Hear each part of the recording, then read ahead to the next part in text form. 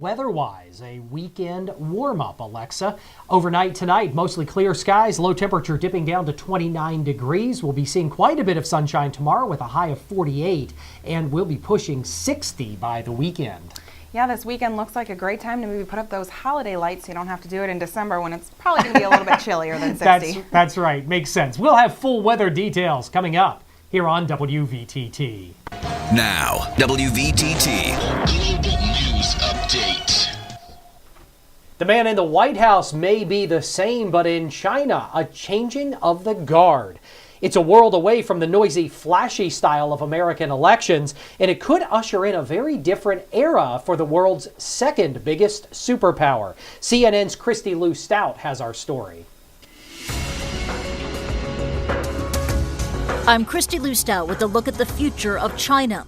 The country is about to undergo a monumental change in its leadership. The Party Congress comes together every 5 years. The last meeting came in 2007, and it was at the Congress meeting 10 years ago, in 2002, when Hu Jintao succeeded Jiang Zemin as China's top leader. This will likely be the largest transition of power in China in the past 3 decades. Almost 3/4 of the committee members will be replaced, due mainly to their age. 68 is the unofficial cutoff for retirement. Among those stepping down, China's President Hu Jintao and Premier Wen Jiabao. It's expected that Vice President Xi Jinping and Vice Premier Li Keqiang will ascend to the top leadership posts. They are already members of China's most important decision-making body, the Politburo Standing Committee. 7 to 9 members of the Standing Committee will be selected at this party Congress, and at least 5 of those spots are up for grabs.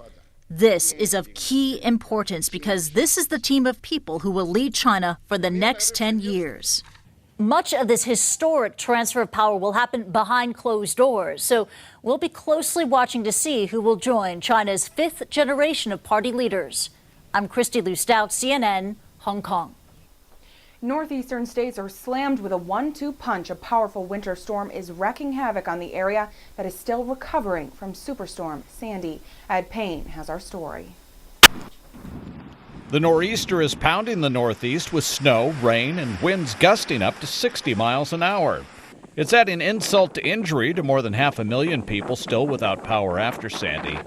New York Mayor Michael Bloomberg urged those in low-lying areas to go somewhere safer, and he moved some residents out of harm's way. We ordered the evacuation of 4 chronic care facilities on the Rockaways, 3 nursing homes with a total of more than 450 residents, and 1 adult care center with more than 170 residents. Nick Camerata's Staten Island home was damaged by Sandy. This new storm is pushing him to the limit.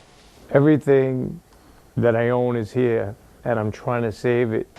The nor'easter put recovery efforts on hold in New Jersey. Governor Chris Christie isn't happy about it, but he still showed he has a sense of humor. I hate setbacks. I don't tolerate them usually very well, but this one I can't control. The weather is what it is. I'm waiting for the locust and pestilence next. Some Long Island Railroad commuters were stranded when service was shut down. Paris Wentz just wanted to get home. This is chaos. I've been waiting now for like about 2 to 3 hours. The storm also means delays and headaches for air travelers. Hundreds of flights in and out of the Northeast were canceled. I'm Ed Payne reporting. Meanwhile, once the school bell rings, many children are ready to do the Bart Simpson, grab the skateboard and get out of Dodge. But one program has school kids sticking around in the name of wellness. Susan Hendricks has more in today's Health Minute. This fast feet isn't your typical classroom. We are very mobile. And with your heel.